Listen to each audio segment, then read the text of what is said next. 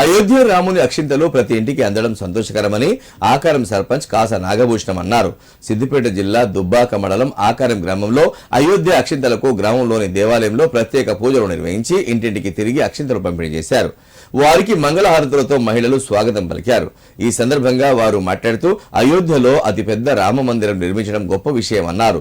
ఈ నెల 22న దేవాలయ ప్రారంభం ఉన్నందున ప్రతి గ్రామానికి అక్షింతలు అందించనున్నట్లు తెలిపారు. దేశ ప్రజలు సుభిక్షంగా సంతోషంగా ఆయురారోగ్యాలతో ఉండాలని ఆ స్వామివారిని కోరుకున్నట్లు తెలిపారు. దుబ్బాక మండలం ఆకార గ్రామంలో మన రామ మందిరము నిర్మించడం అయింది కాబట్టి రేపు కళ్యాణానికి తొందరలో 22 తారీఖు నాడు రాముని కళ్యాణం జరుగుతుంది కాబట్టి అతని తలవాలు ఇంటింటికి వచ్చినాయి.